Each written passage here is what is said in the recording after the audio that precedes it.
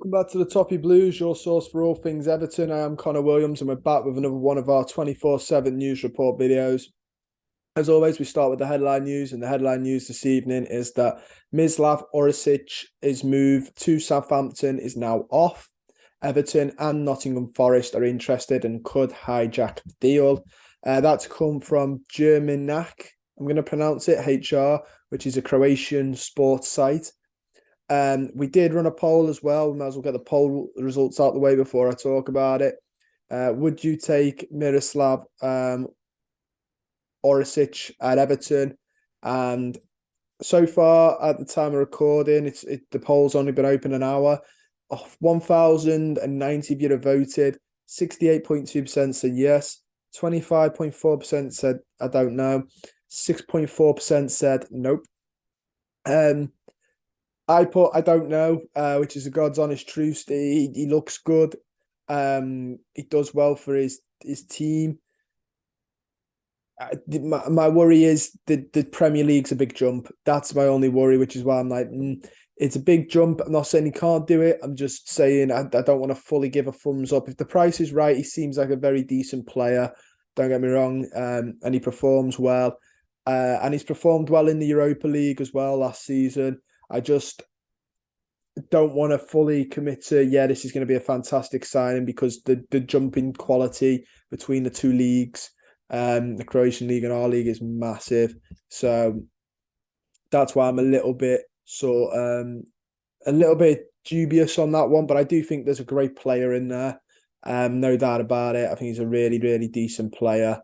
But like I said, from Dynamo Zagreb to in the Croatian league to the Premier League is a huge jump.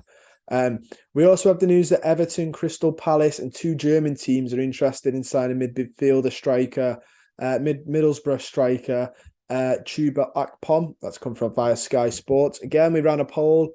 Leave us your thoughts on Chuba Akpom. 997 of you have voted. 45.5%, including myself, said no. 32.6% said I don't know. 21.9% said yeah. This is a big no for me. I think he was in the news video the other day, actually, and I said it then. And my thoughts and feelings on him were sort of, I think he's a very good championship striker. Well, he's a good championship striker. I don't think he will be a very good Premier League striker.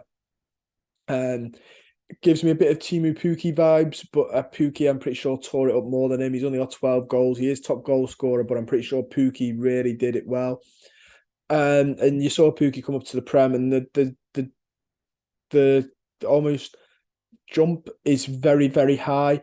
And I think he'd come and he'd be awful. And I think we'd be stuck with a championship striker, which, depending on how our season goes, might not be the worst thing in the world, looking at where we're heading. But no, I wouldn't go for Akpom. I don't think he's quite cut out for it. I'm happy to lose. I'm happy if Crystal Palace get him. They've got an absolute horde of strikers that just aren't cutting the mustard. So if they want to add one more to that list, be my guest.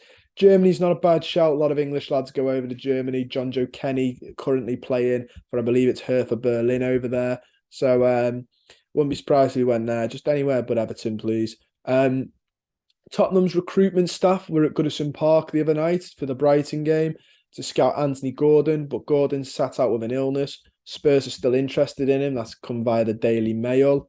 Very, very interesting. A bit of a waste of a travel all the way from London for him to not play. The way it's going, I'd sell Gordon. I don't think you can't sell them all, unfortunately. But the wingers, Damari Gray's had, I think, a good goal against City. I think he had an all right. I think he's one of the only ones that had an all right game against Brighton. Anthony